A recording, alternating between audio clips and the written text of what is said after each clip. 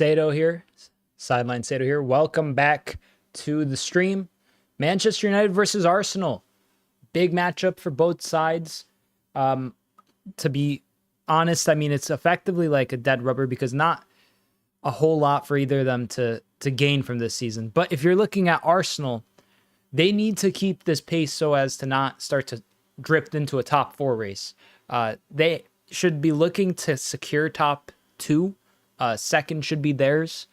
But as it stands, what the heck? Why did it do this? 1 second, chat. But you know, I think Arsenal, my prediction for the match, they should just barely be able to get over the line. I know they've had some difficulties in front of goal recently, despite the PSV anomaly. 1 second, I need to update this. I don't know why this is acting so strange. But my prediction is a 2-1 Arsenal win. I think that we'll see goals from Nwaneri and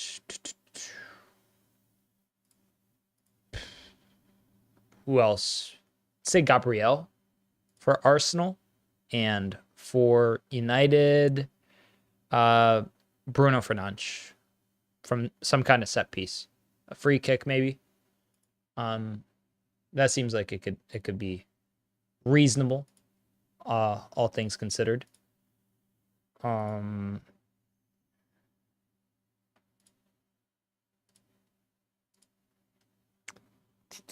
me just see a few more things on my end.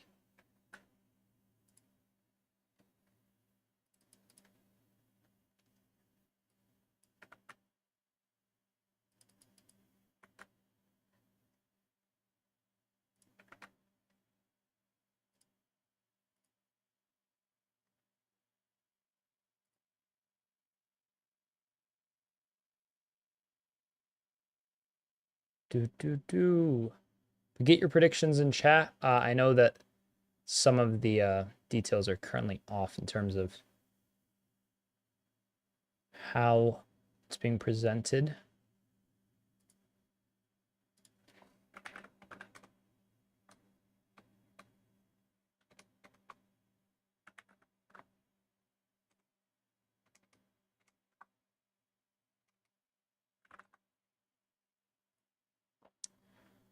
Okay. Kickoff should be in any second. I don't know why my Peacock stream is totally just off. It's not, it's just saying that's going to start shortly. But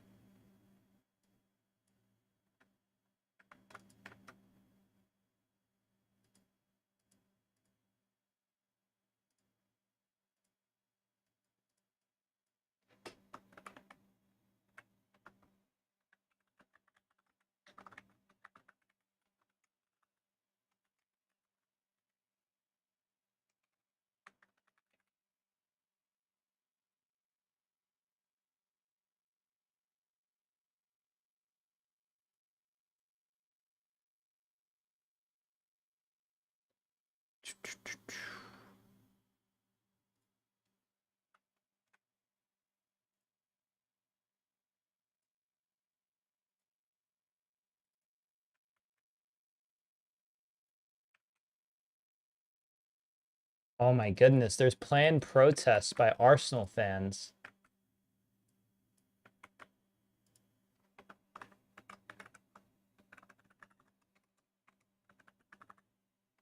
Kickoff is in a couple minutes.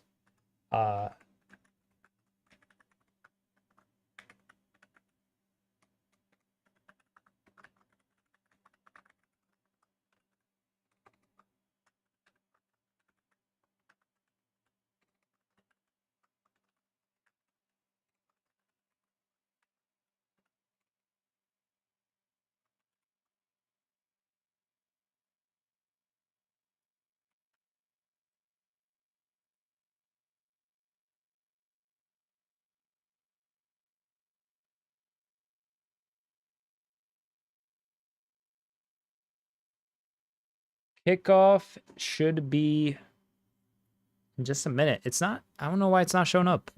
But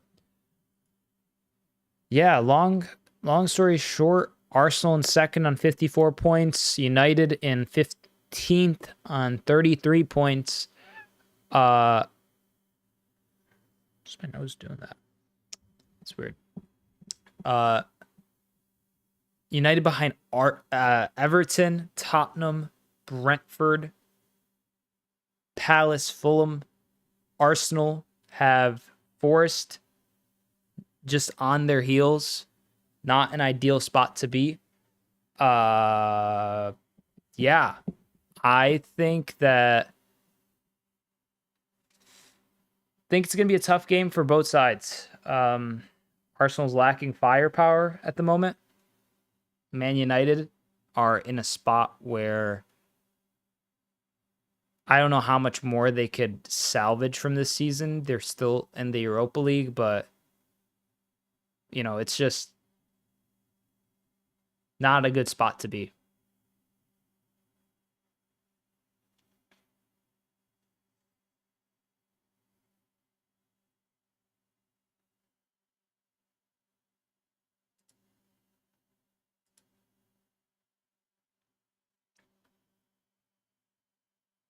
Oh, here we are. The Peacock stream has officially connected. United in their home red, Arsenal in a away teal kind of purple Dixie Cup color kind of vibe. I do like the away kit for Arsenal.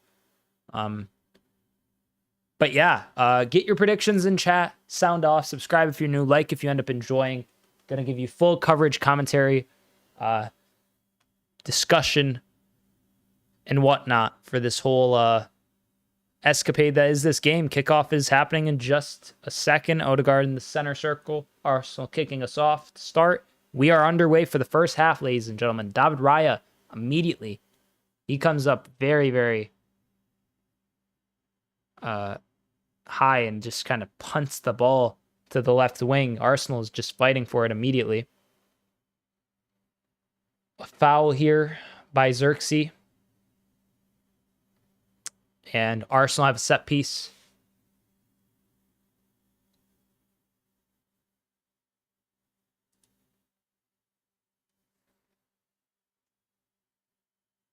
Take it short, and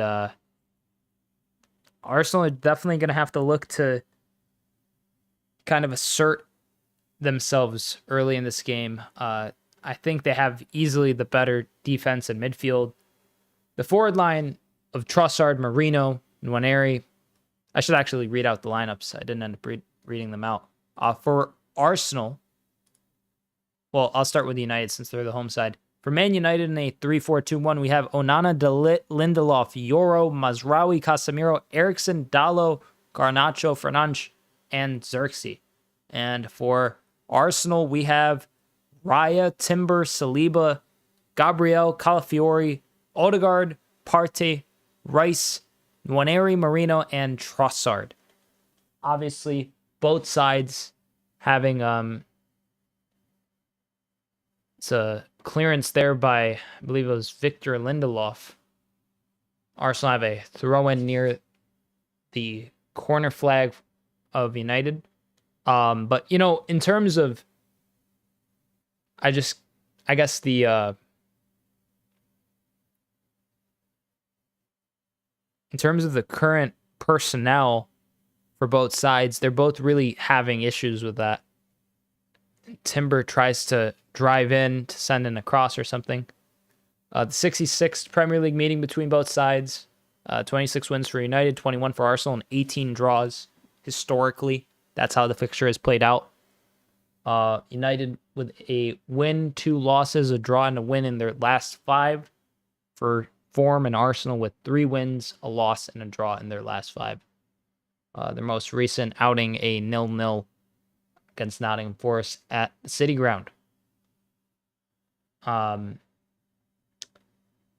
Arsenal here with some good play. Odegaard gets it to Mikel Marino. Marino with nearly a wonderful pass, just a little too too high for Declan Rice to control. But regardless, some good play from Arsenal to start things off here. Lenny Yoro plays it back to Onana. Onana with a lot of pace on that pass to Yoro. This is real. Oh, my days. That was not good. Onana's already kind of having some issues here, I think. That pass to Yoro was way too quick and fast for that distance and for being that close to goal with players around them. Yoro clearly wasn't ready for the ball. And, I mean, he just played it anyways and almost conceded a really poor chance there. But Eriksen on the ball here. Gets it to Garnacho, and it goes a little 1-2 with them. Goes back to Eriksen, and now Xerxes finds Casemiro. Casemiro with a diagonal to the right wing. Mazraoui, good touch. Tries to find a cross, can't quite. Good ball to Garnacho, and United recycle possession well. 9 points outside of the top 10. That's how far off United are currently. Not the most ideal situation to be in by any stretch of the imagination. I mean, make matters worse that should they lose this, they're still behind Everton with the same amount of games played, even though they'd be level on points. They'd be slipping past Tottenham, who got a draw earlier today. And West Ham, I know they face Newcastle, but they have a chance to leapfrog them too. So realistically, they could drop as far as 16th, all things considered, this weekend. Should they just not really... I mean, they could get a draw, West Ham. And if United loses, that's... I mean, let's be real. United's not getting relegated. There's no way. Wolves are 17 points off. And even going into this match, it's 10 points. The gulf in distance between the two clubs. So, to be honest, I do think that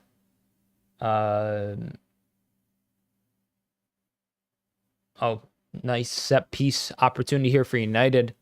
Eriksen standing atop. Set to take long delivery in. That was not... I mean, Casemiro tried to target it, but just not it. Yeah, I have a feeling that... I don't know. With United, you look at them, at least with their bench, and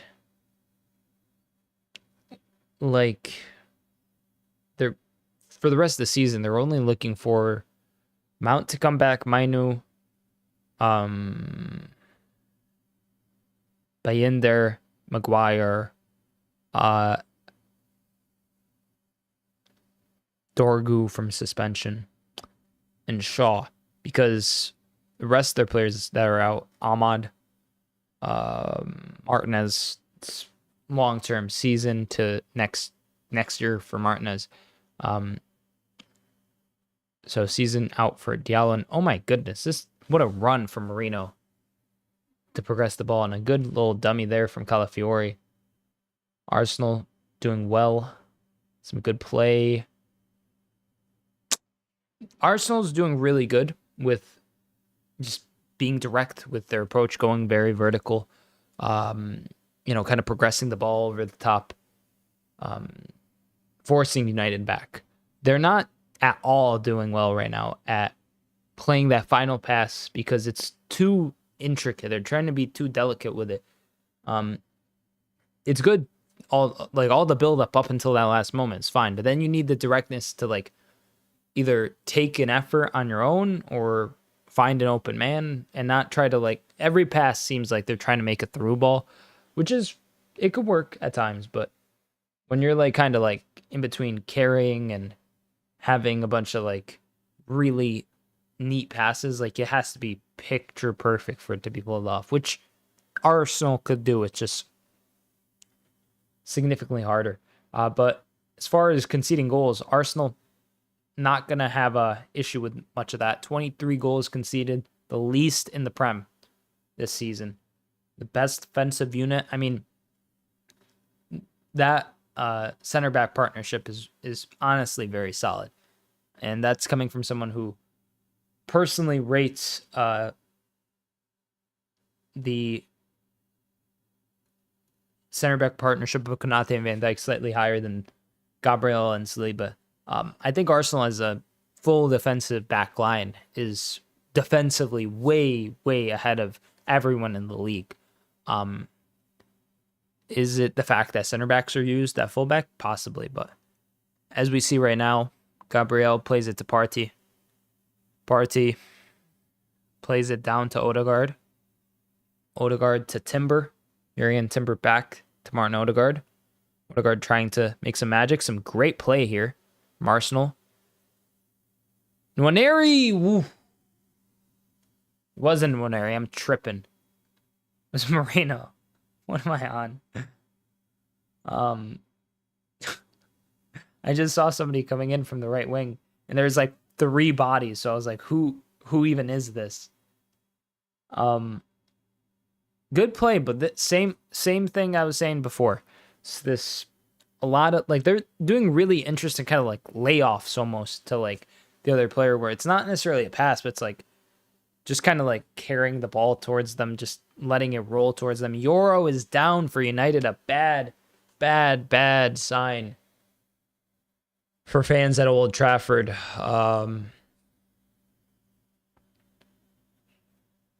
Who is a possible alternative? Let's see. Kiwior, White. No, wait. I'm looking at the Arsenal bench. I'm lost. They have... Whoa. Aiden Heaven, Harry Amos. Aiden Heaven, mind you, was signed from Arsenal's academy, if I'm not mistaken. This January he was signed. So this is like an Arsenal Academy prospect as the only option to come in at center back for United. The alternative, which I don't know how well trained and drilled and how much Amorim would be committed to the idea of this, but I mean, sure you could put in a defender, or I mean, they don't have many midfield options either. If there's a midfield option that you could put in place of Casemiro, I'd suggest, or in place of like should Euro not be able to continue, I think he will be able to, so it should be fine. But if you could put Casemiro at center back and put somebody like Mountain, who I know you can't because he's injured, but their bench is looking bleak. I'm going to read it out to you. Harrison, 2 keepers already. Heaven, Amos, Fletcher, Morehouse, Collier, Obi Martin, Hoyland. It's like one of the craziest, like, I get there's a lot of injuries. I get there's been some sales. But I just don't see it working like this long term. The longevity, it maybe I fail to see it for whatever reason, but I'm not a United fan, nor am I an Arsenal fan. But from the outside looking in, both clubs have significant issue with the way that ownership has handled the acquisition of players recently. And I think it's justified in both cases. But I feel like United's is so glaring at this point and so cavernous that I don't know how many, like how many kind of like holes you could just kind of like plaster over and just try to cover up. Like you look at that bench and it's not what you want to see against Arsenal, against second place in the league. because you see someone like Euro go down and you get terrified. And I'm not even a United fan. You get terrified that, oh my God, this could turn into a really ugly game if you put in someone who's got minimal experience who could immediately get targeted. Not to say these guys, maybe there is somebody there, but the fact that there are so many variables adds to the anxiety of it all. And Arsenal is playing really good here. United have yet to really muster any sort of chance. Odegaard lays it off. Some good defending. Yeah, Arsenal is just dominating United currently. And I mean, obvious. One side is in second place. The other side is the bottom 5-6 teams of the league for the season. It's definitely like that level of quality. The gap, it's evident. Right now, Partey is looking for a pass. Can't find it. He does, actually. Now Timber. Now Ethan Nwaneri versus Diogo Dalot. Odegaard to Partey. To Odegaard. Good pass in. And just a lack of control there. Good tackle from United. Now they're countering. Man United. Oi. Nearly really good. Now Xerxes manages to latch onto it before it goes out for a goal kick, I should say. Not even a corner. Lenny Yoro here. Lindelof. United really just had maybe that's probably arguably one of their better chances this game, that like just that immediate break and counter that came as a result of that. I understand they're going to be looking to counterattack a lot this game, but you're going to have to do a lot better than that to get past Arsenal. Really tight angle there on that shot. It was just really not it.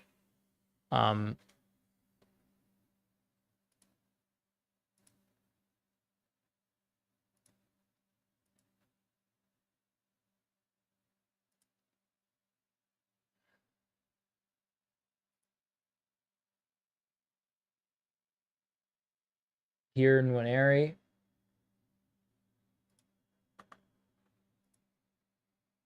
Arsenal's just trying to continue this onslaught that they've been able to kind of produce.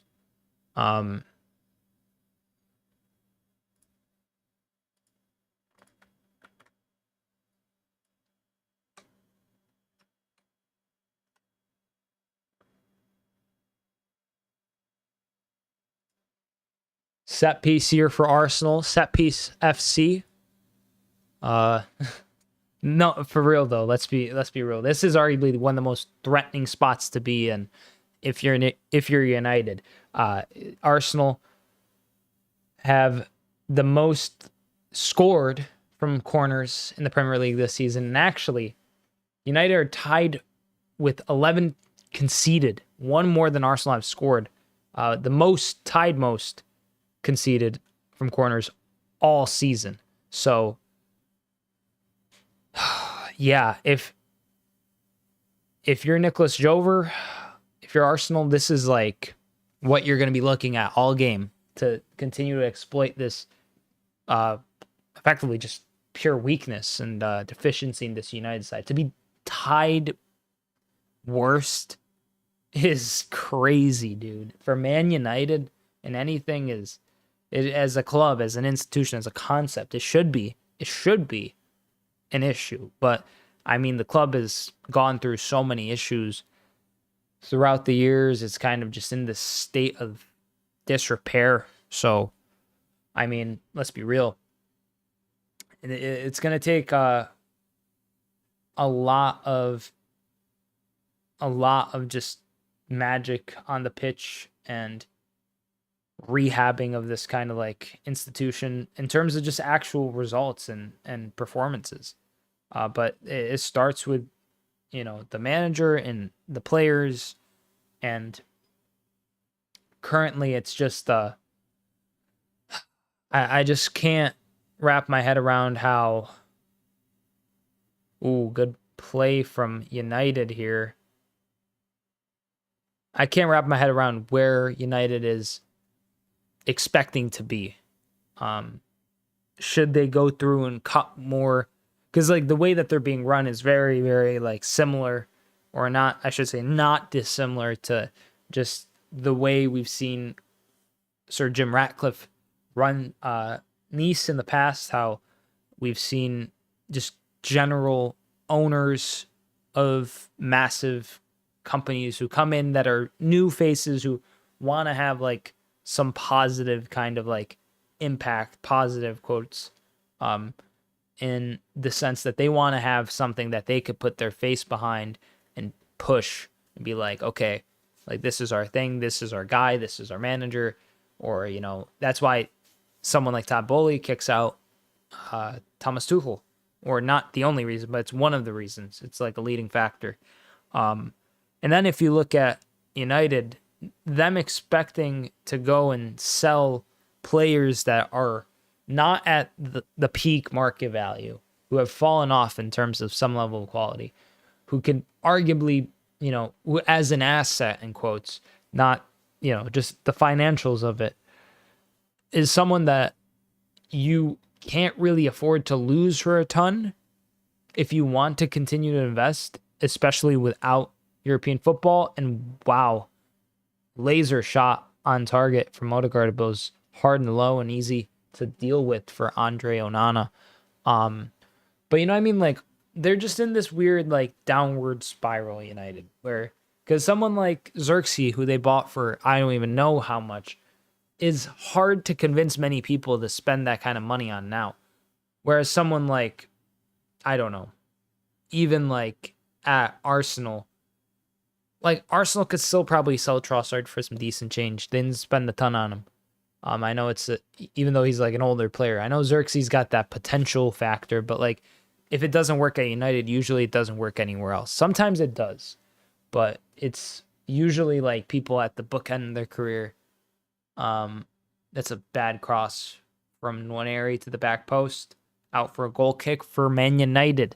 But you know what I mean? It's just the current setup and structure and hierarchy at United. It looks bad. And I know United fans don't need to hear me, some like a rival supporter, not, just effectively stating the glaring obvious. But I think it's something to kind of discuss from like you look at the difference, and I understand that there's like all this FFP stuff going on, and PSR, and there's going to be new like 3-year kind of like they're effectively going to start to regulate the amount of money you could spend in the Prem moving forward from next season.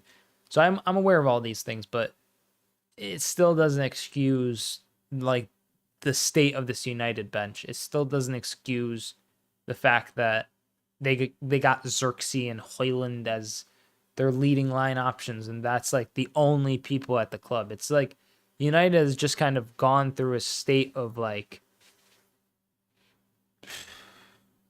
just like downgrades continuously. Like they had Ibra and Ronaldo at this club a few years ago. I know there were guys who were like at the end of their career, but those guys at 50 could do triple what Højlund and Xerxes could do combined as one player. Like, let's be honest. It's the facts. It's just the truth of it all.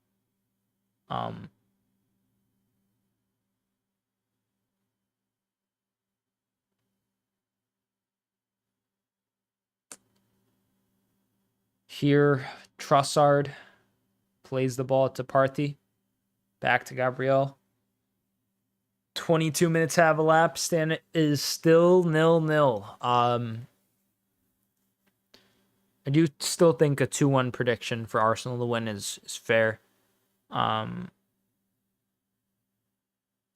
I can't help but feel that in terms of the summer window, both sides are going to have a lot of activity.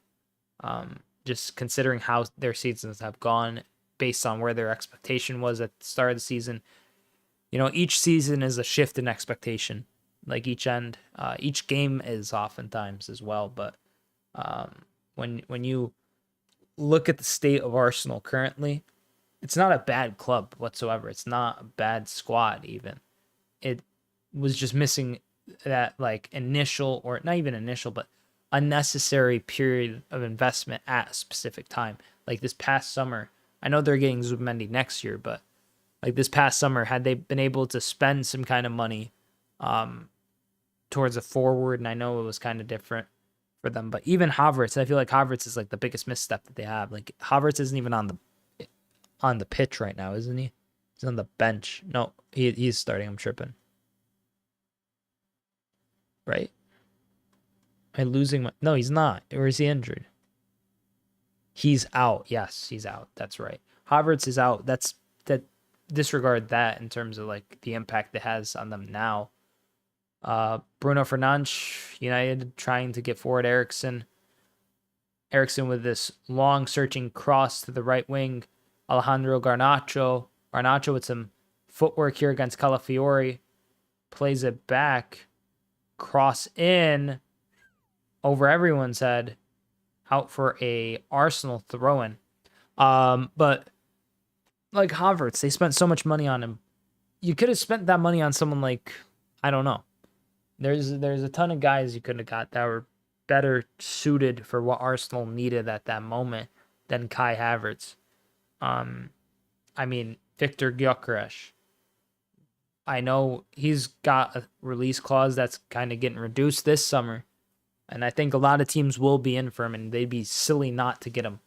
I think he's a very, very talented player. He'd make Arsenal significantly better. Watkins, even if they had him, there's a few games that you look at, like if they got him last summer, if they just went out and got him and let Villa like just deal with having Duran as their sole number 9, I'm sure Villa would have reinvested that money immediately as well. But like you got a boyhood supporter. There's also an injury on the pitch. I like to state to just kind of reference stuff. De Ligt and Mikel Merino just kind of clash, and they both kind of look like they got the wind knocked out of them. But as far as clubs go, I do think that both these sides will be towards the top of, maybe not United. I feel like United, because like Arsenal, you can maybe see the vision with them selling some guys in the summer. Depending on his fitness, someone like Gabriel Jesus, I mean, I think he might even come back is the thing. It is a crucial ligament injury, so who knows? Like, they might not even sell a lot of people themselves, Arsenal. They don't do sales well, even. They don't have like a high record sale. I think it's still Alex Oxlade-Chamberlain to Liverpool, which is nuts. But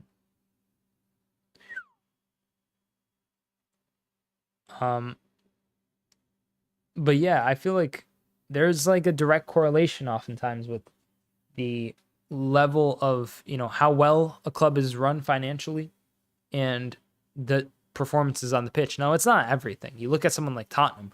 Tottenham is run brilliantly. They're run better than almost anyone. 200th Premier League match as a manager for Arteta.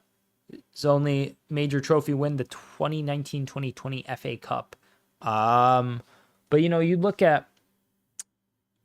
at just the way that clubs are ran. A club like Brighton is set up to be in such a better spot 10 years from now than Man United. United will have the name kind of image and all that, but if they don't start getting results, if they don't start performing better year after year after year after year, that's just a continual degradation of the club. They could have as much sponsorships as they want if they're not getting results, and if the way I understand the new rules financially speaking that are coming to the Prem will change stuff. It just kind of puts like Brighton in a spot to be able to run really efficiently with like smart transactions. Bournemouth, Brentford, those clubs are in a good spot to like start building like a solid squad in an equitable kind of like environment. United, if they have like aging talent and they're just unable to like raise funds and like balance the books, it's just gonna be bad. Cross in from Arsenal, poor corner, terrible.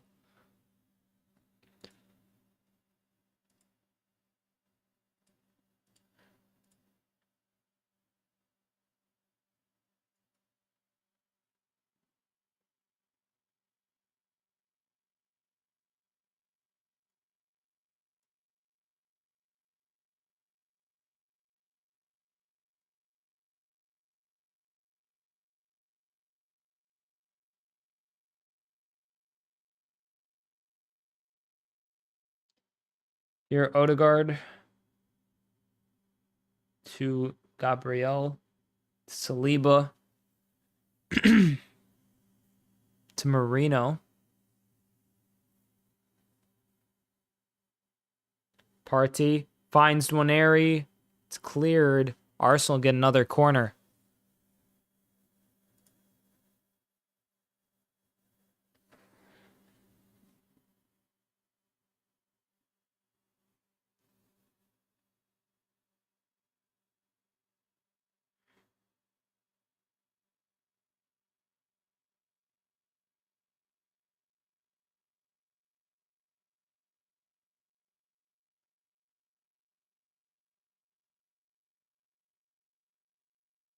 Actually, no corner given. Was mistaken as well. It was Timber in that play, and he ended up fouling somebody, so it just kind of got called back and rehashed.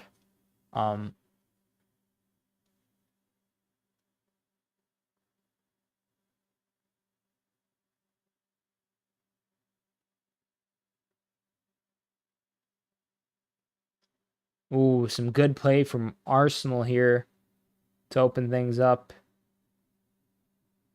Nearly a very good cross, but not good enough from Calafiore. Good idea, though. Good idea, for sure.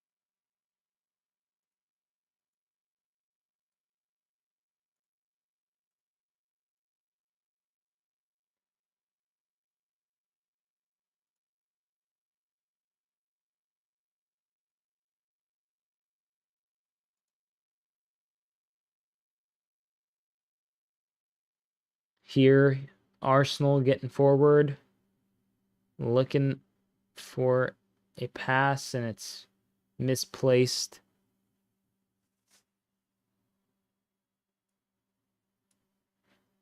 Trossard with an effort there, but just off target.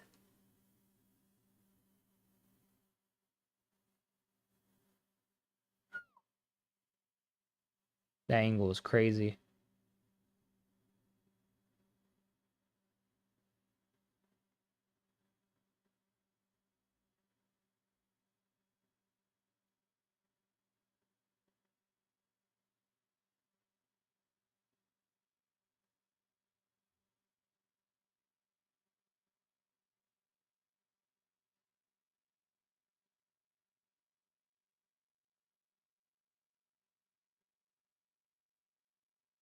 Good hoof from Onana.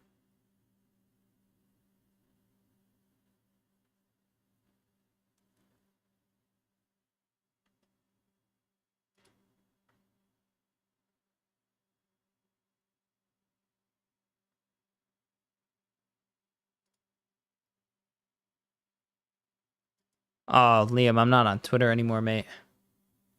My apologies. I actually have to delete that. I hate using Twitter.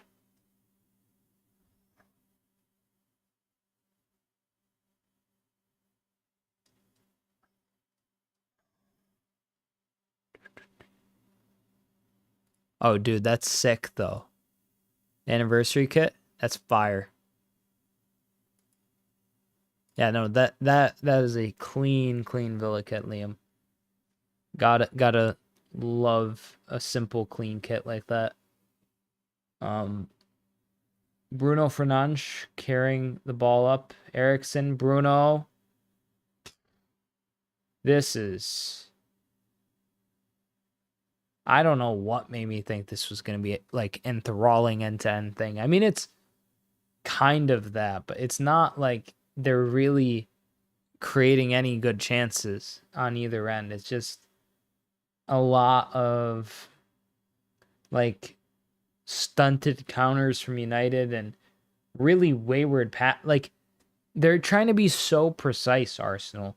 That's their absolute downfall.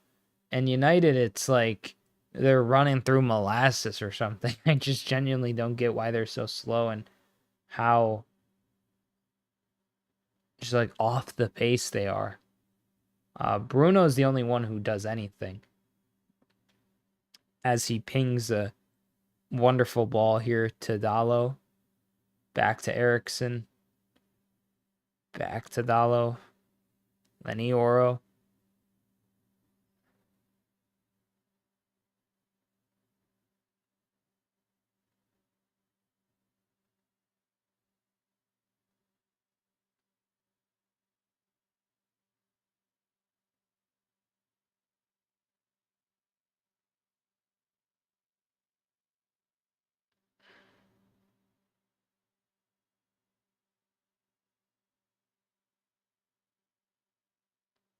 Odegaard. Shot is blocked. Arsenal maintain possession though.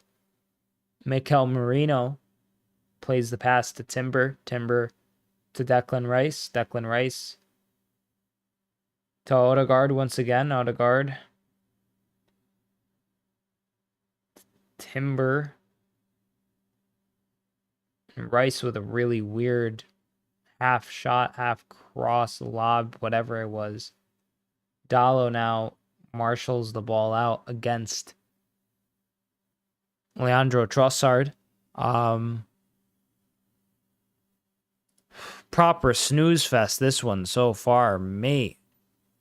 Let's look at the stats.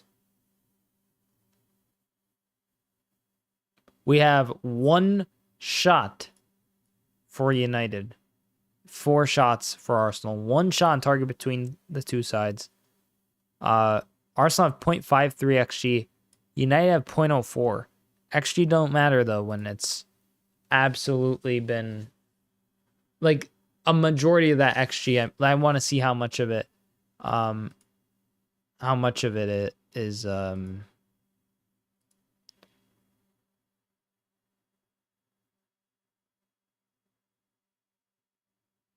what? 37th minute left foot shot. 34th, I should say. Yeah, this game has been a snoozer. Sensio was in the squad yesterday, and there's been rumblings for disciplinary reasons. Oh my goodness, that's unfortunate for Villa. I wonder what that even means, disciplinary issues.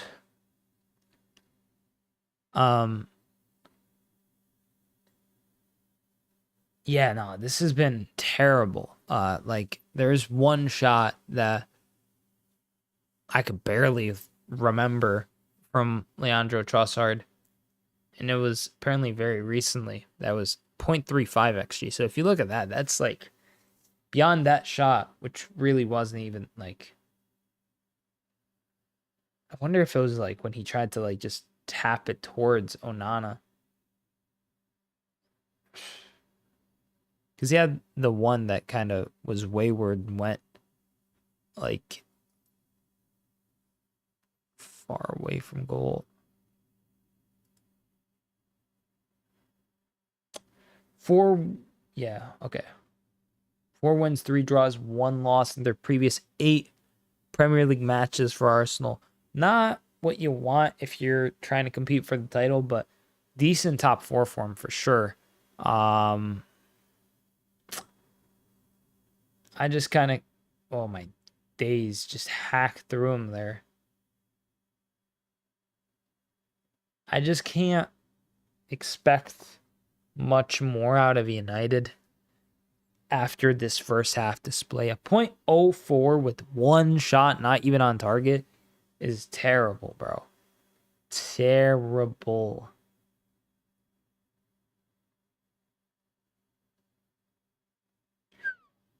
Arsenal's been bad too. For their standard, this is terrible as well. I just got to say how it is, because Arsenal, should they well, no, they're not going to lose, but should they draw this game, they're just like slipping closer and closer. They'll be 6 points off Chelsea. Chelsea's had like a mixed season. They haven't been great. But they've been good enough to be in the top 4 now. They've officially leapfrogged City. So as far as like opportunities go, this could be like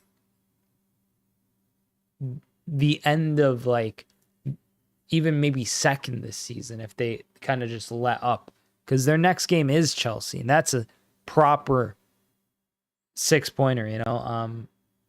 I don't even know where is that game. I think it's at the Emirates, so they're at home against Chelsea, who you should expect them to be at home.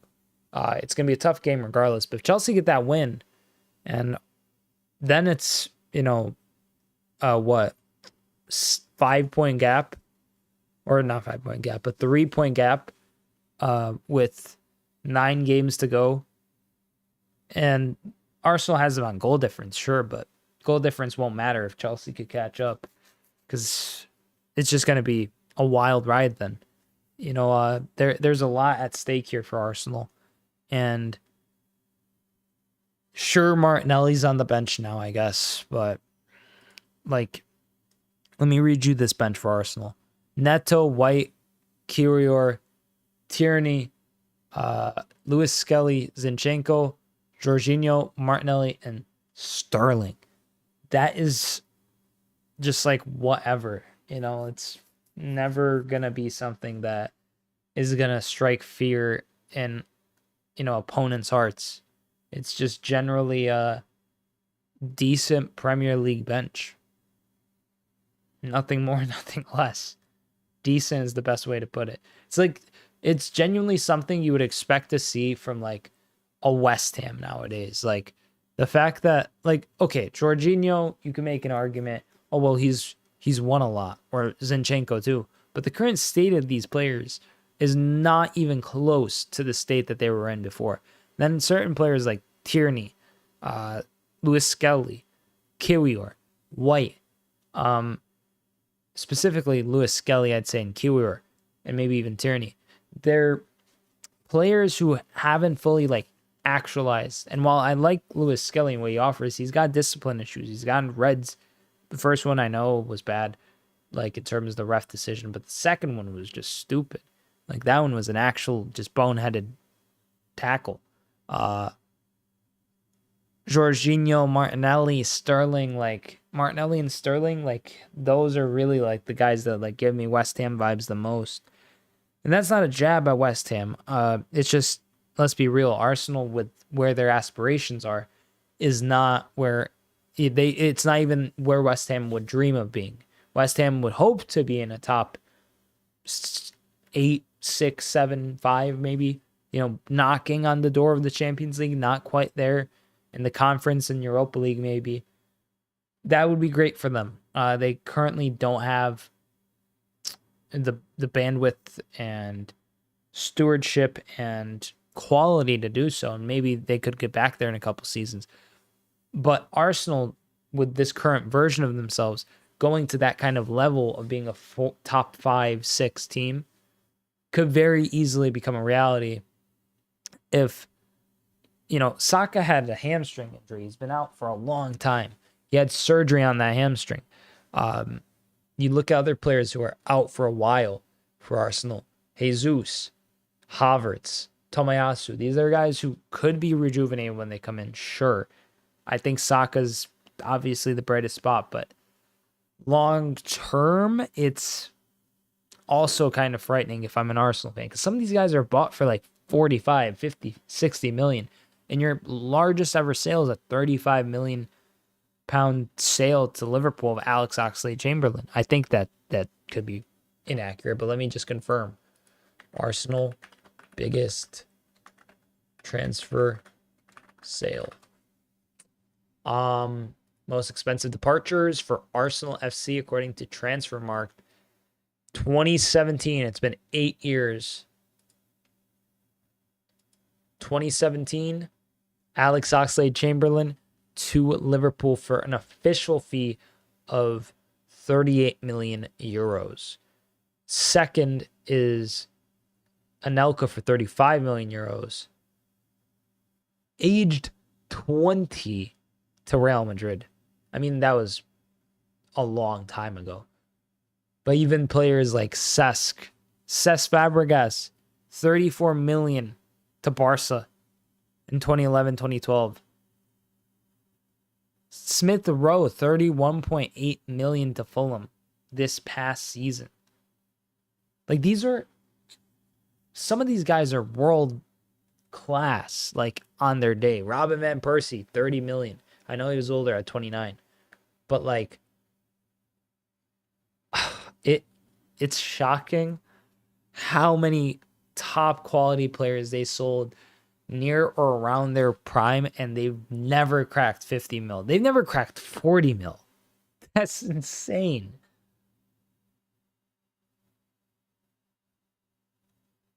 But a lot of their biggest sales were like a decade ago. Theo Walcott, 2017-18 to Everton was one of their biggest sales. Their 15th biggest sale. It's just a general case of mismanagement on both, in different ways for both clubs. Arsenal have found their way through the, I think, recruitment and identification of a do and sport. Oh, Garnacho fouled, free kick for United. Yellow card as well. For I think it's Trossard who gets booked. Trossard for a challenge here on Garnacho. But just like Arsenal have managed to identify a certain set group of players that work in a style and identity that they want to implement with Arteta. It's not hard to find the identity. You have an identity with Amorim, but Amorim's identity costs 350 mil. Arteta's has basically as well, which people wouldn't want to admit, but it's the truth. Both managers, and oftentimes most managers, especially in today's day and age, require an extensive amount of finances to install their vision, unless you've found someone who suits your current vision that can maybe modify it, similar to someone like Arne Slot at Liverpool. Not to say Arne Slot won't go on and spend a lot more money at Liverpool. I imagine he will. But when you're spending so much on, like, we're going to look at their biggest sales or biggest purchases after this free kick just to drive that point home. Bruno Fernandes, will he make my prediction come true of being the sole goal scorer from a set piece for United here? Let's see. Bruno Fernandes. Oh, my God. I predicted it. I literally predicted it. Run the tape. I literally said Bruno Fernandes set piece for United. I can't believe I predicted that. I can't believe that had me celebrate a United goal. I feel like I should burn the skin I exist in for that. But what a hit that was from Bruno. Wow, dude. 2-1. If I predict this game like to a T, that'd make me very happy. But Man United managed to put Arsenal in a bit of a state of purgatory here. The Red Devils accomplishing something that not many teams can say they have so far. Arsenal conceded their 24th goal of the season, and it's a wonder strike from the spot for Bruno. That's insane that I predicted that he'd hit he'd be the goal scorer from a set piece. I mean, he's their only outlet, so it really isn't insane that I predict that. But good on Bruno. Good on making my prediction come true, lad.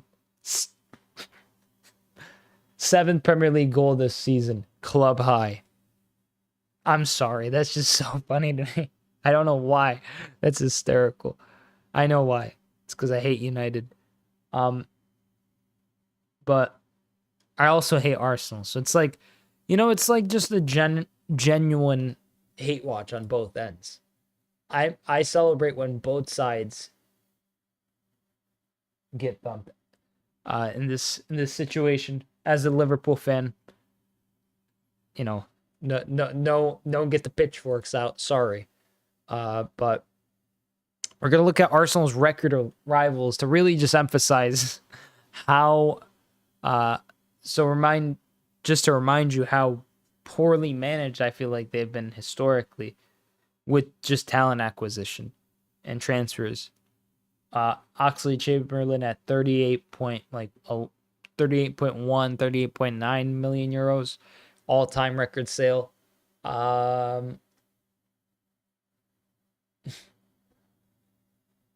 All-time record purchase, 116.6 mil for Declan Rice. That's in euros. Nicolas Pepe, 1920 at 24 years old, 80 million euros from Ligue 1 outfit Lille. A set piece here for Arsenal. Can they equalize at the stroke of halftime and just vanquish all this jovial energy around Old Trafford in a swift blow? Cross comes in, headed away, goes past everyone. United defend decently enough, and you got to clear that. Bruno, what an effort. Oh, my days. He blew the whistle as he played the pass, and I mean, it wasn't going to reach Garnacho. Bruno's still mad, but some good stuff from United to close out the half, I guess.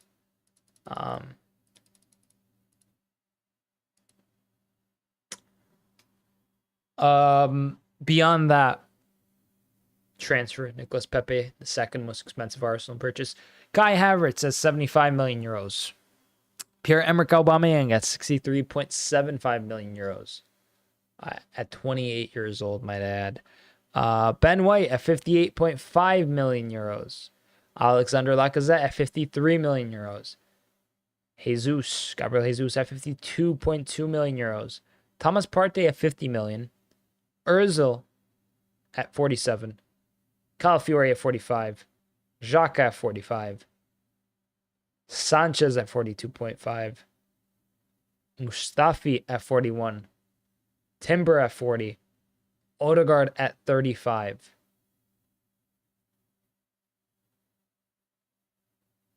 As the 15th most expensive. You got 3 players at 35 mil. Vieira, Zinchenko, and Odegaard. And only one transfer,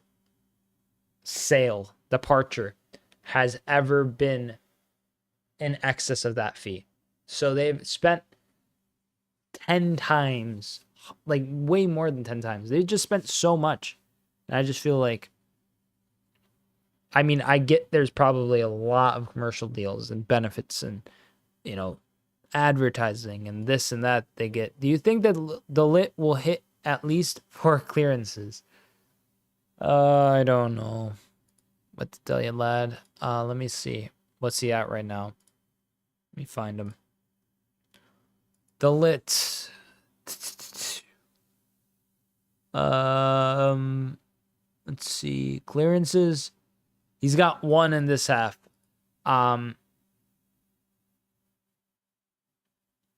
Yes. I'll say yes, because they're ahead and they're just going to park the bus at home now. And they're going to try to let Arsenal counter it even more. But I don't know. I have no clue, pal. Yeah, dude. I get like a lot of these purchases, but like, sheesh, mate. Let's see the rumors.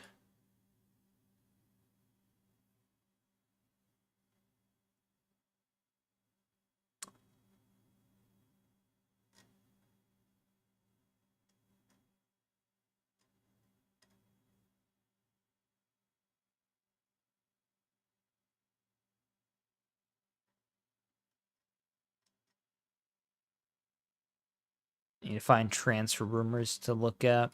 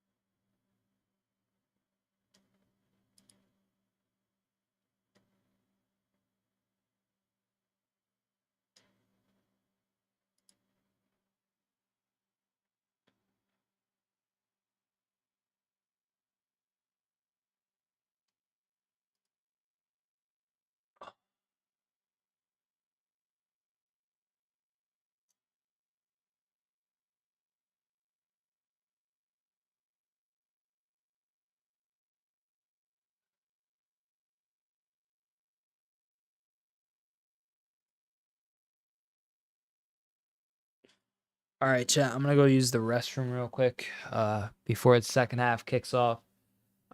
Pretty underwhelming stuff for Arsenal this first half. I'd say they played really bad. Um, they played really bad. I think they have a standard that I've known them for. Obviously, they conceded only from a set piece, but they didn't play much better than United, to be fair. Dang, Villa not doing Summer Series Chicago would be so easy to go to. Yeah, the selection's weird. United, Bournemouth, Everton, West Ham. Like for me personally, I could do. I like Bournemouth. I guess I could do without the other three personally. Don't need them, and it's like I just like the current like composition of Bournemouth and the squad that they've built. Overall, I feel like they've done really well through the Eddie Howe era and through now the Andy and the Areola era, just making a squad that's competitive, aspirational, progressive, and fun to watch. But I'll be back after quick bathroom break. Subscribe for new, like if you end up enjoying the stream. Also, just like to help the stream out if you want to see more people in this chat to discuss with. That's the easiest way to kind of get it going. But yeah, uh, I'll be back in just a hop, skip, and jump. Get a, do your thing, and I'll be back in just a moment. BRB.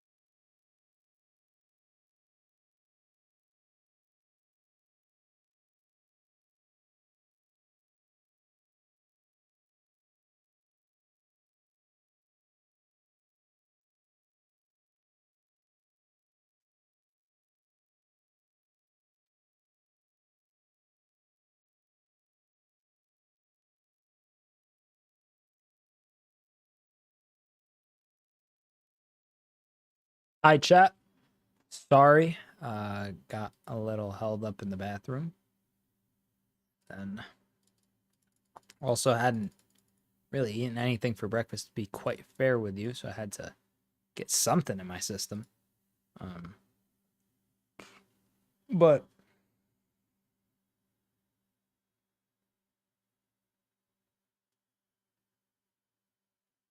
Casemiro here. United trying to progress the ball. Alejandro Garnacho.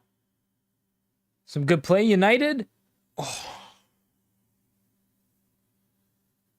I think they get a corner out of this. As far as you know, it's purple and green. They're saying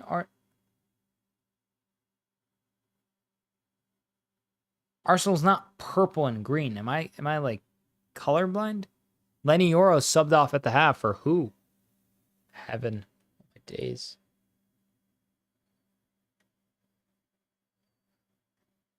I've been running into.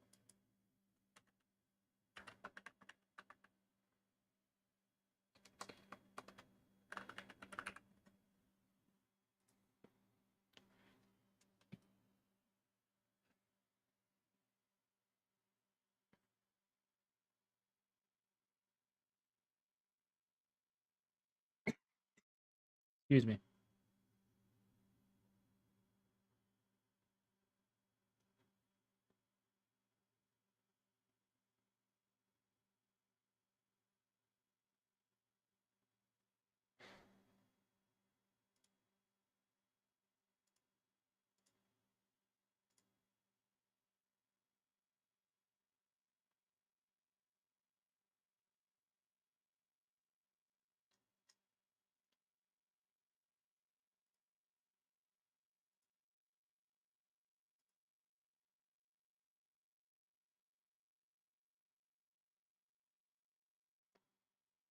Oh, big crunching tackle there by a United player, and Odegaard goes to ground, but he gets back up pretty quickly.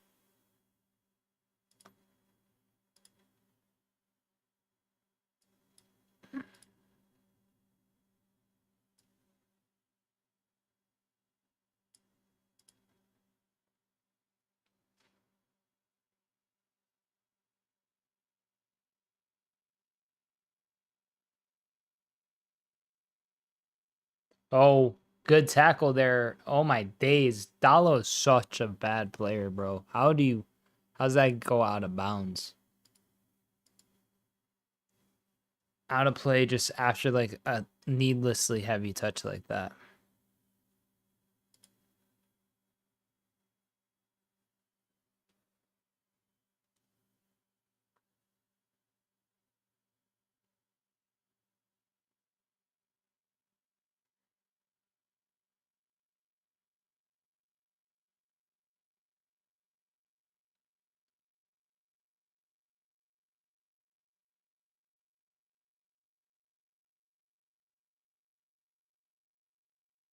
Here, cross to the back post, headed away by Mazraoui. It's a corner for Arsenal.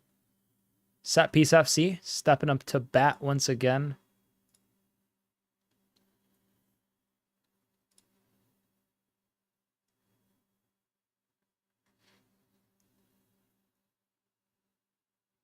Here. Oh, wow. Odegaard with a insane effort. Trossard lays it off to Odegaard from the set piece, and Onana really get a glove to that. Guess so, according to this. 5th corner of the evening for Arsenal. 0 for United.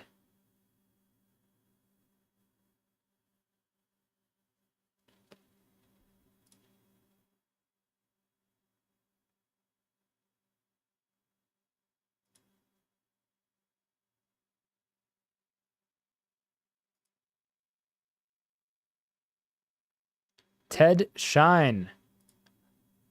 How's it going, mate? How you doing, lad? This set piece from Arsenal was not ideal. Volley from Declan Rice just bends over the bar. How's it going, Ted Shine? You're doing well, mate. I'm trying to find. Yes.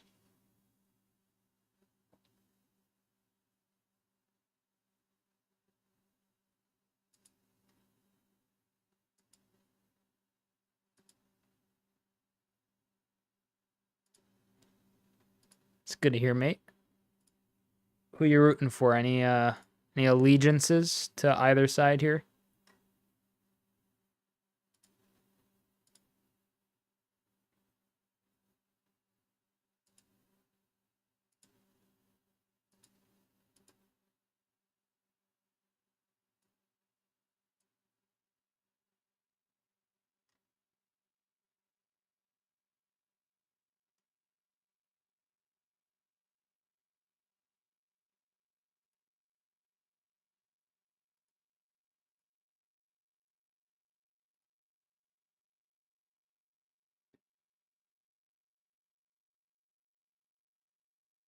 United are honestly doing a lot better to start the second half than I imagined. They would obviously good close to the first half. Close, the set piece from Bruno, just the general state of things.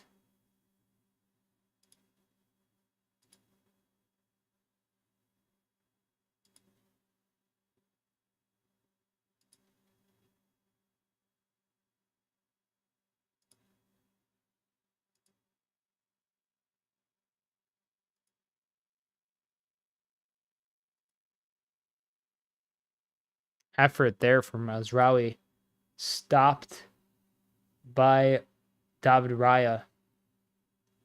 Xerxes with some decent hold-up play there as well. Wow. Some great goalkeeping there from David Raya.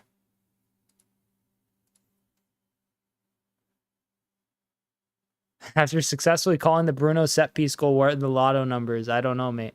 Hope you have a good day. Thank you too. Thanks. You too, Ted.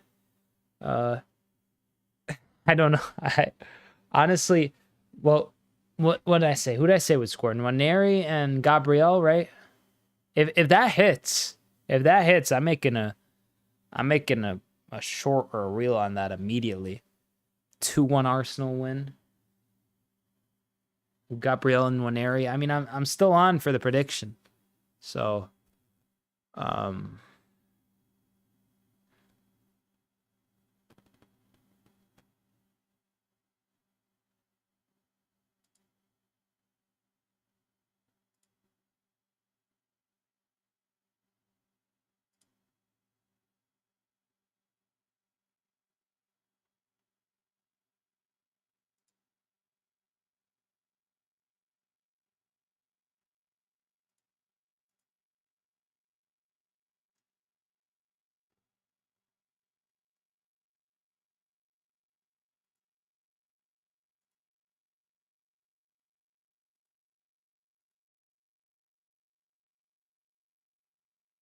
Arsenal trying to get forward. Nothing from that. I like your videos. Thanks, mate. Appreciate it, brother. Yeah,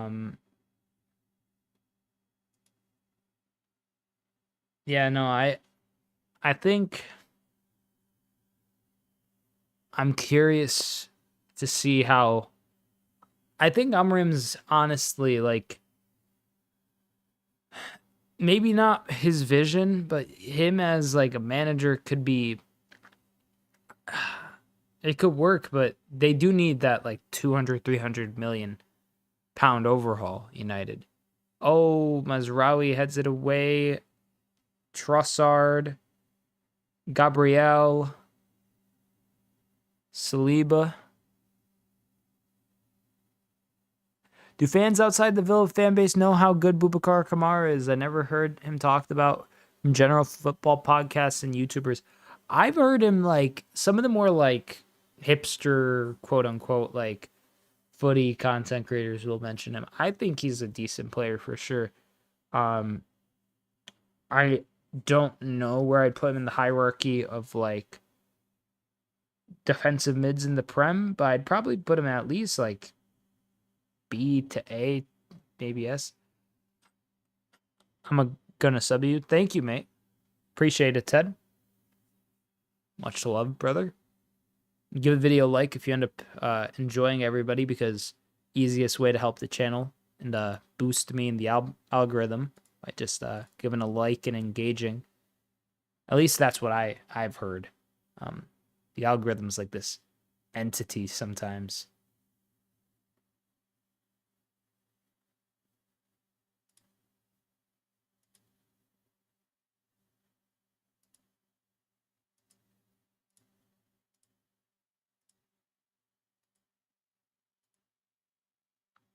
United are doing really well defending. They get a goal kick there as Arsenal is trying to just kind of break through and break free. But so far, all in all, my name's Sedo, brother. Sedo. Sideline Sedo here.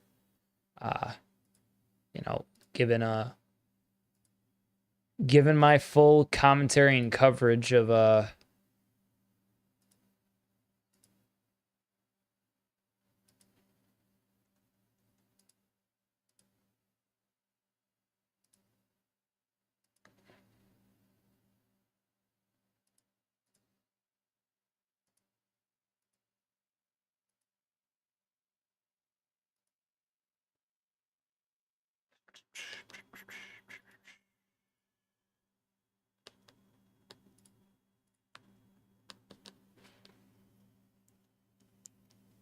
here, United driving forward. Garnacho sends in another cross. Oh my days, bro. What? Xerxes nearly just got a back heel that he pulled off. It ultimately wasn't successful.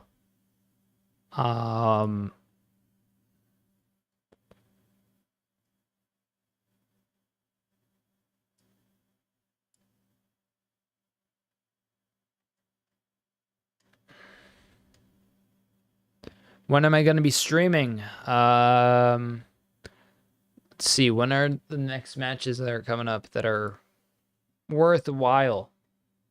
So usually on weekends, Ted. So I won't be able to go live for West Ham United. I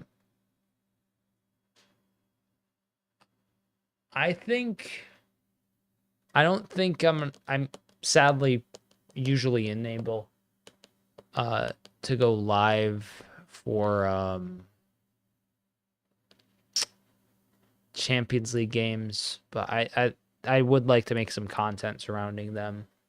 I'll be uploading videos to that once those games get played out.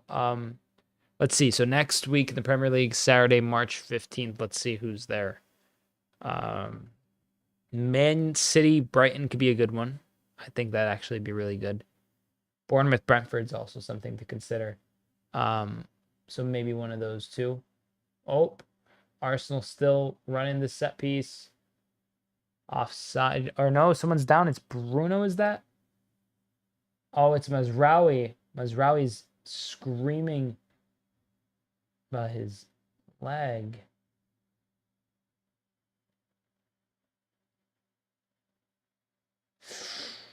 Oh. Oh, he got studs in the back of his calf. So Saturday, March 15th, next Saturday, probably Man City, Brighton. And then Premier League for March 16th, Sunday, Arsenal, Chelsea.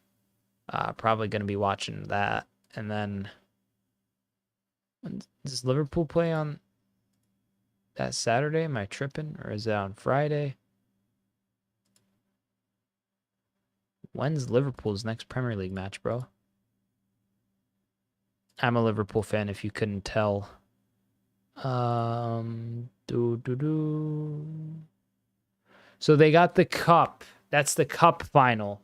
I'll be live for the cup final. Heck yeah. I'll totally be live for the cup final. And then, yeah, Merseyside Derby on a Wednesday. Yeah, I mean, that's probably at least the next time that'll happen. Ted.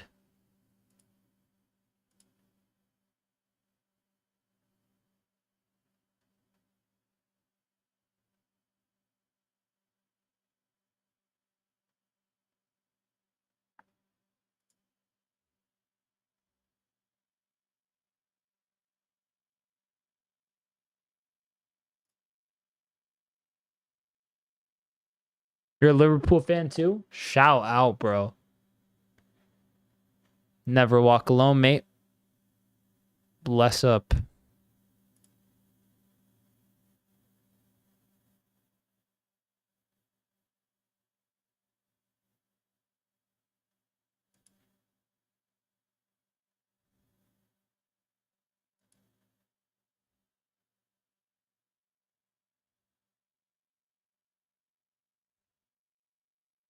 Arsenal still trying to get forward to find this equalizer. Nothing really helping them so far.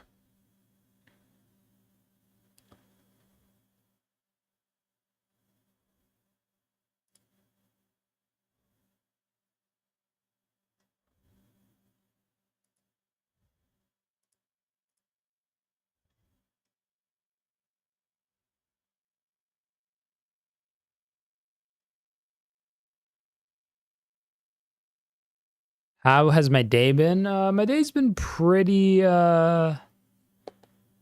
fine. Not really a whole lot going on today personally. So just kind of lounging, vibing, enjoying my Sunday, doing some kind of just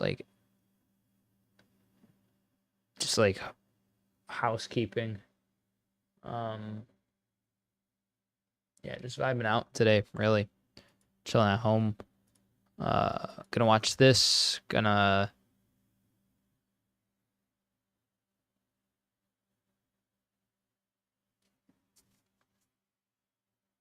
see how this plays out. I mean,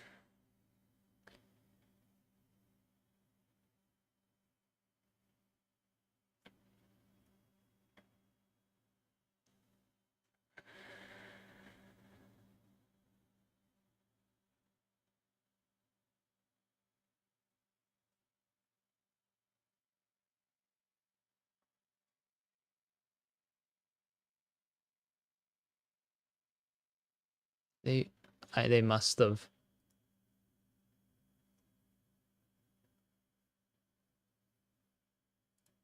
just missed it while I was searching.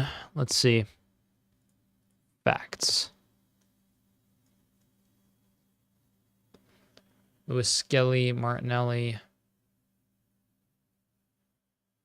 Yeah, my Nwaneri prediction will not come true, sadly. I live in the U.S., mate. Midfield of 4 of McGinn, Tillmans, Ramsey, and Kamara costs $2 million? That can't be right. Is it really 2 mil?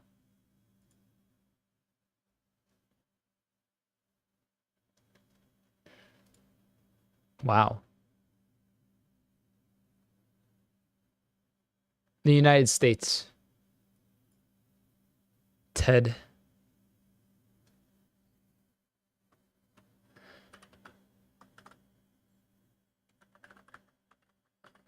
How about you, brother?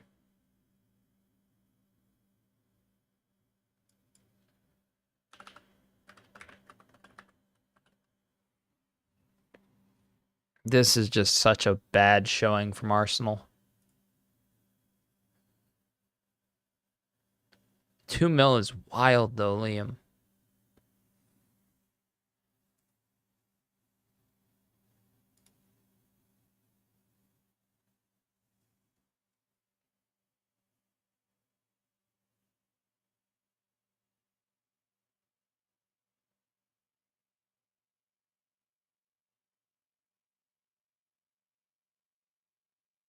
Ireland.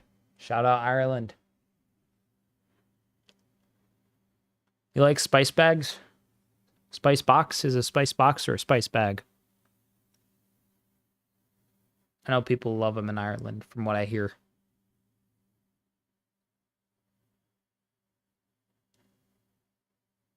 Kerrygold. Kerrygold's great. Love me some Kerrygold. YouTube crashed. Yeah, Kamara and Tielemans were free. Ramsey, Academy. Again, 2 mil. Wow. That is bizarre in today's day and age. To get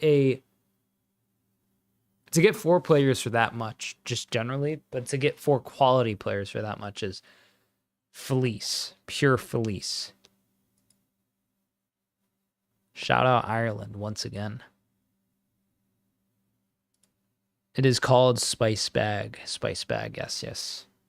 I want to try one. Like I want to try like one, and like I don't know what city would have the best spice bag, but somewhere in Ireland, whether it's Dublin, Cork, Galway, Derry.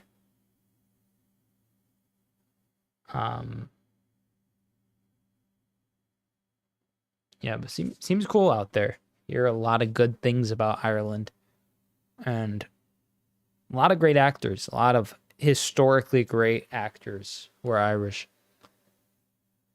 Ted has Nadine Coyle's passport. Who's Nadine Coyle? What is this?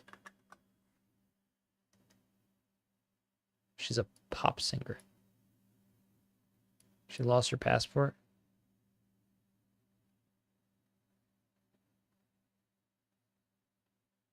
Smooth operator. Let's see what happened here.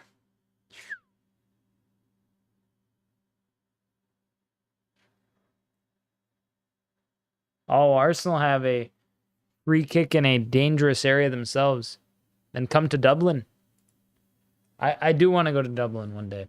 I likely it's on the bucket list for sure. Dublin. Anywhere in Ireland really, but Dublin feels like, I mean, capital cities feel just like more pronounced. Dublin, Japan, Portugal. Those would all be really, really fire places to go, I think.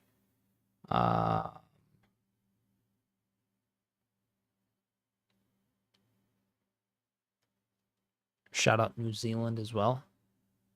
But yeah, I'll have to give you a review of one if I ever if I have one soon.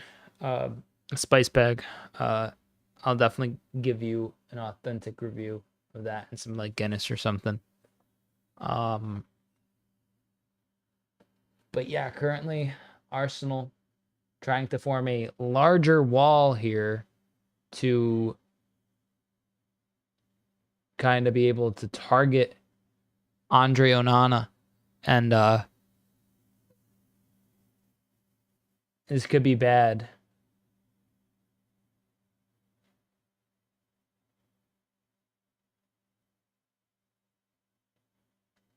There's 2 walls. There's a guy in an offside position for Arsenal. This is wild.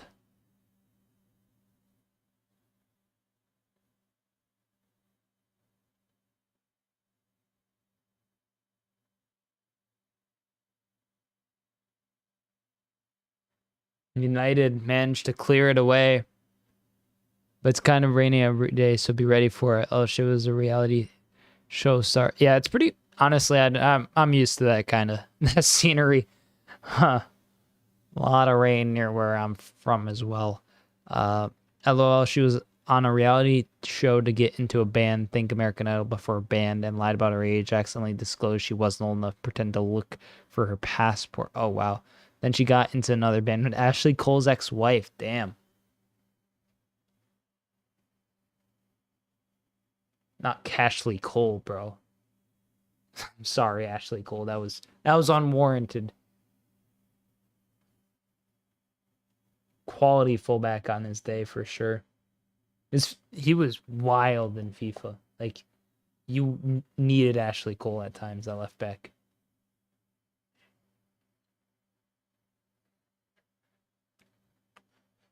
Part of America do you live in?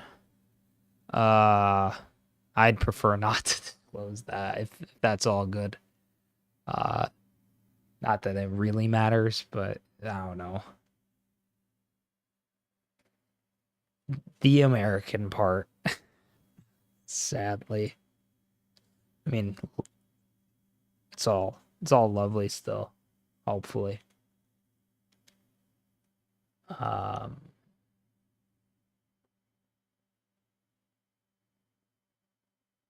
at least like I'd like to think. Oh no, they're rushing the ref for some VAR claims. Please? What do you mean, please?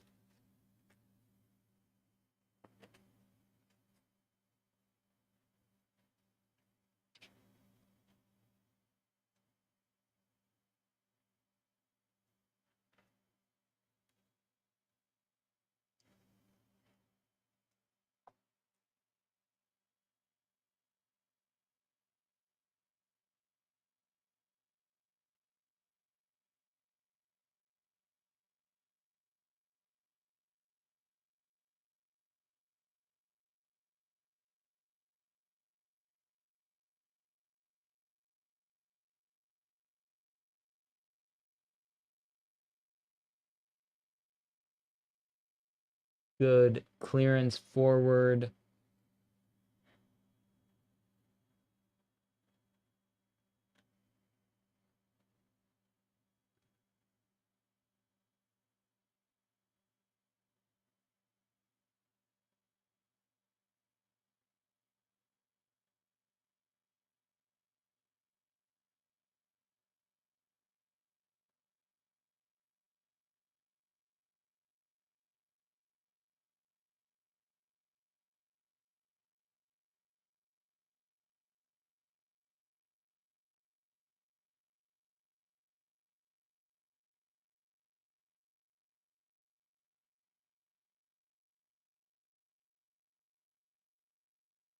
Oh wow. Arsenal get their equalizer. I'm tempted. What a strike. Who got it off?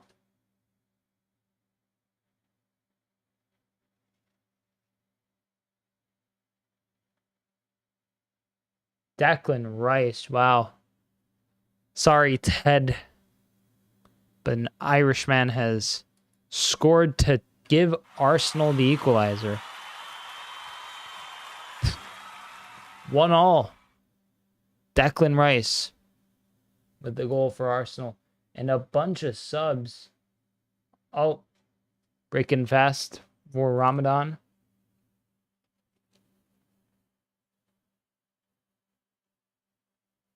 Makes sense.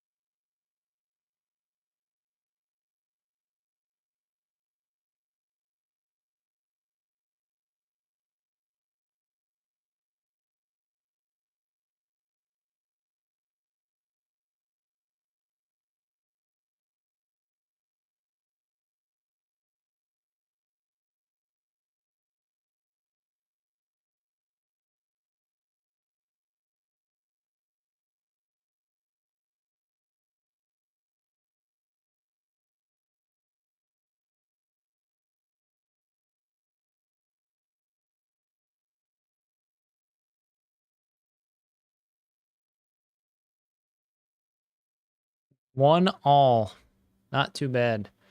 Have you ever seen a Liverpool game? Yeah, of course, brother. Watched one yesterday. I haven't seen it in person. I haven't been to Anfield, if that's what you're asking. Sadly, no. You know, you're from the States. It's kind of like a...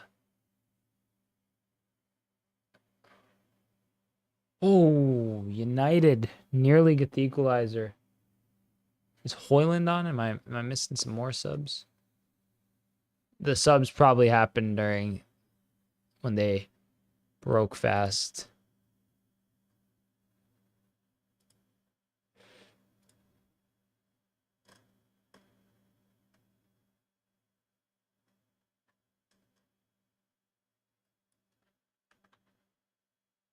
You haven't been to Anfield either? I feel that. I'd love to go one day. It's going to be awesome whenever I make it there.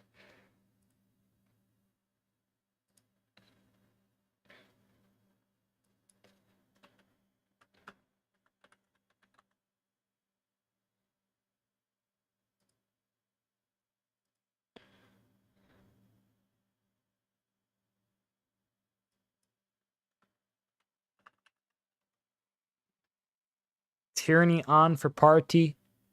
Hoyland on for Xerxes and Collier on for Eriksson.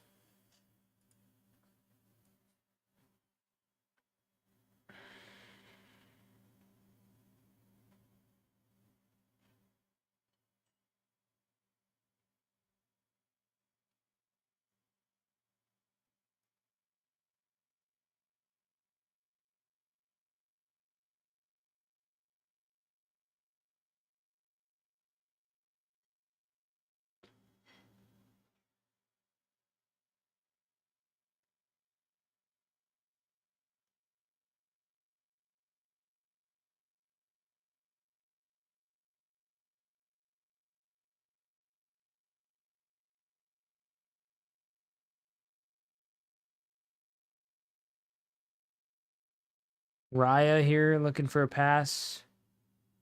Finds Rice. Lifts the ball. Marino on the left-hand side plays it to Tierney.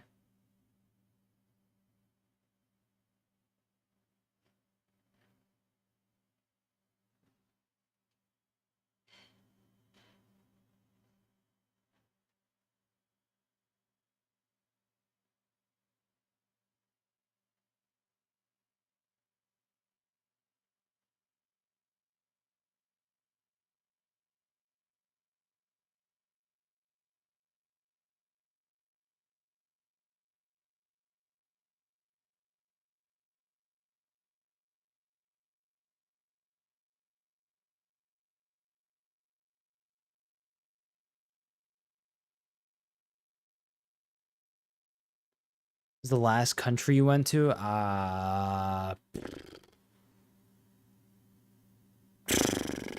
don't know, bro. I do not. Off the top of my head, I don't know what to tell you. Um, Arsenal are starting to grow into this game. I mean, they've obviously scored the equalizer, but where it's at, it's just very much kind of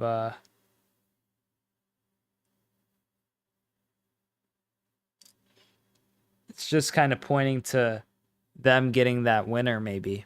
Uh,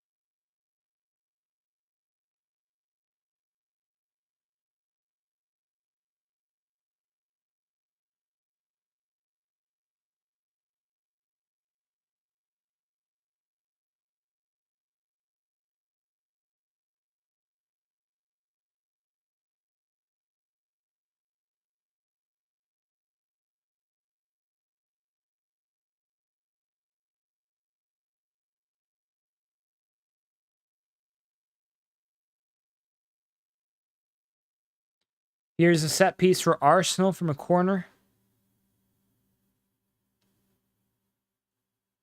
Taken short. Player goes down.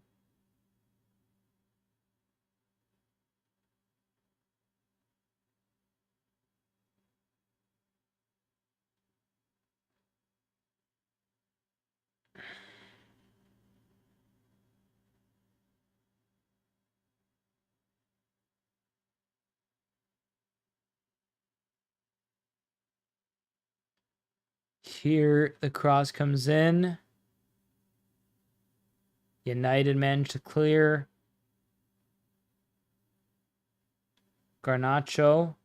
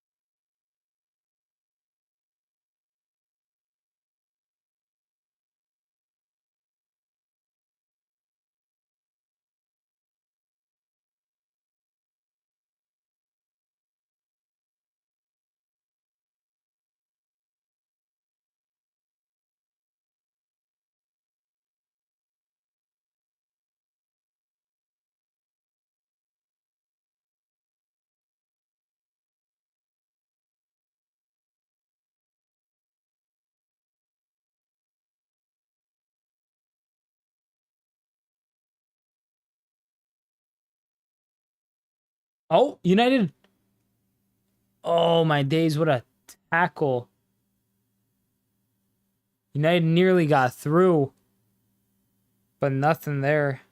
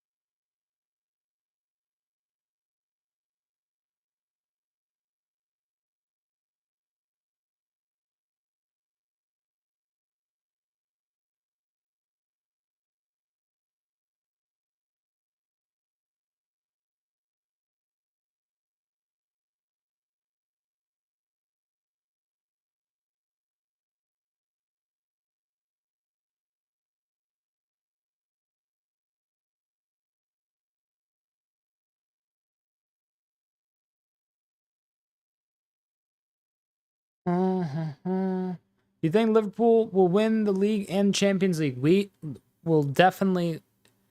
The league is done. The league is done. Like, if it hasn't already been, especially after today, the league is over.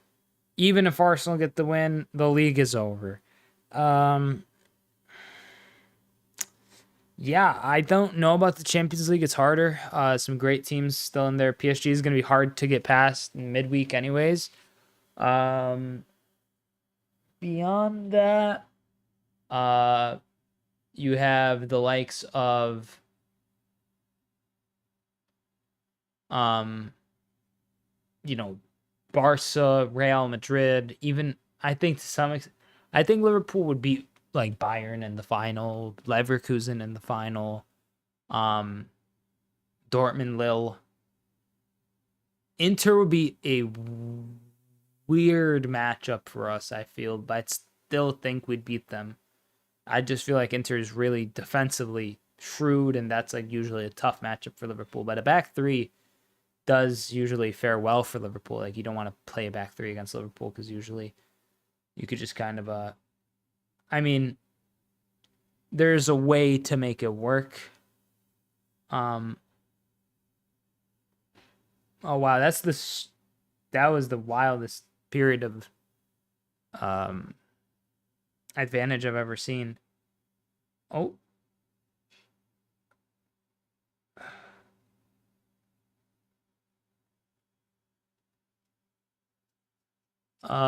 But yeah, no, I think Liverpool are good contenders. If they could get past the Madrids, like if they get past PSG and then get past the Madrids, like, because I don't think Arsenal is going to get through past Real Madrid or Atletico Madrid. I also don't think that, like, I feel like if Liverpool face Villa next, they'll probably beat them. Sorry, Liam. Brugge, I think they're out. Yeah. So I think Liverpool's like not, I mean, favorites is like fair because they won. They won their the first ever league phase. They topped it. So on top of that, the fact that they're basically going to be done with the Premier League by the time, I mean, I don't know what Bundesliga and Serie A is looking like, so let me just give a little look-see. Bro, I think you are the best. You live streams. Thank you, mate. Much appreciated. Let me see the other leagues. Serie A, Inter are still in a title race, and they're not even, depending on if Atalanta beat Juve. Oh, are they facing them right now, or am I tripping? Oh, it's today at 3:45. But if Atalanta beat Juve, it could be a 3-horse race in Serie A with a gap of 3 points between first and third. What's fourth looking like? Fourth place. Juve would fall out of that race at that point. But either way, if Juve do win today, it could still be a 6-point gap between the top 4, which is insane in Serie A. So Inter are going to have a hard time, I think, just generally, like, throughout the course of the season. Bayern's running away versus Bayer Leverkusen. They should be able to handle that comfortably. Dortmund's so bad now. Why? How are they always like this? Dortmund's not going to do a whole lot. Lille already kind of gave him a hard time. I think Lille will knock him out the more I think about it. But Leverkusen, yeah, I mean, that title race could be sewn up relatively soon, I guess. But that's still like a title race. If they're going to cut the gap, they're going to cut it in that last week where they lost.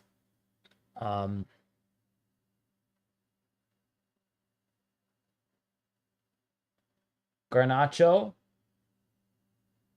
Oh, he goes for a crazy effort. And let me look at La Liga. I know La Liga's close. Yeah, 57, 57, 56. So I do think that is a very important factor. If you have a title race in your domestic league that is down to the wire and you're in the Champions League, you're going to be exerted like significantly more. But if Liverpool say, I mean, do you play any video games? Yeah, I do. I play quite a few. FIFA, sometimes FC25, I should say. FC25, dabble in like Minecraft. Played a lot of Balatro last year. I like roguelites a lot. Stardew Valley, that's a good one as well. Love Stardew. Stuff like that.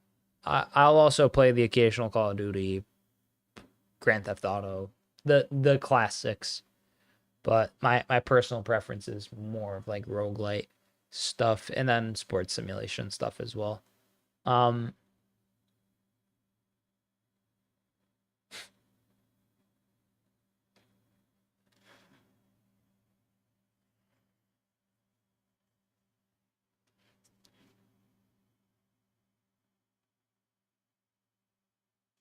I played Fortnite. I have in the past, but I don't play anymore. And what a save! What a save by Onana, and then Martinelli just absolutely skies it. That goes well and truly over. The crossbar. It's well worked by Arsenal. Good by Trossard. Doesn't matter. Martinelli's offside anyways.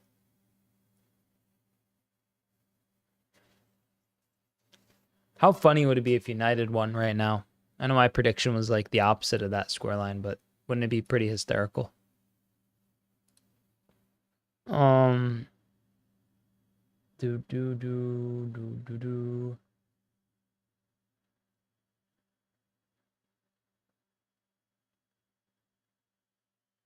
That's a rough cross.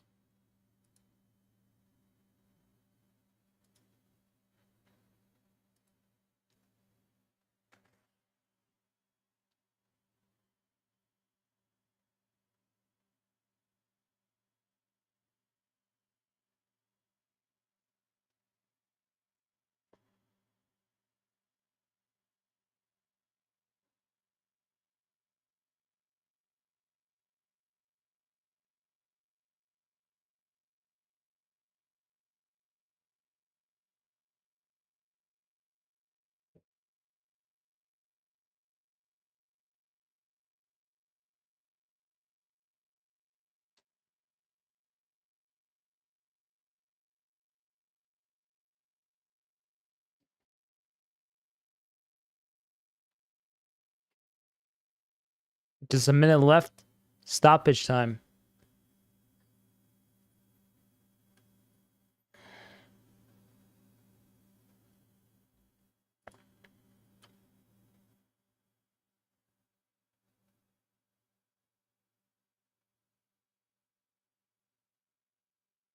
Bro, you're missing it.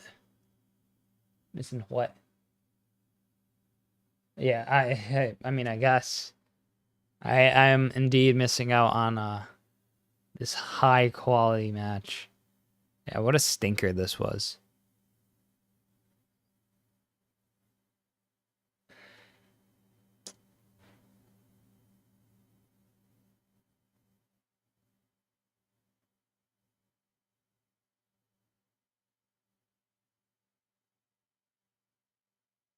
Wow. That was an insane save, actually. I did not see that Raya save. That was a great save. Damn. There's a final set piece here for Arsenal. Can they steal the win right at the end? Martinelli sends in the cross. Back post, header up. Another header. Trossard chasing. Trossard flicks. Trossard shoots. It's blocked. It's headed away, and that's that, ladies and gentlemen. Full-time score, 1-1. Hope you enjoyed. Subscribe if you're new. Like if you enjoyed as well. Arsenal fail to get the victory. Sit to 55 points. Sit at 55 points. They could get up to 85 points maximum now, which means Liverpool needs five more games where they win. So should they win their next 5 games, Liverpool at least, relative to Arsenal's performances as well? Because if Arsenal drops points, it could happen even sooner. But it'd be 1, 2, 3, 4, 5. They'd win it against Tottenham if they win all their next Premier League games on April 27th.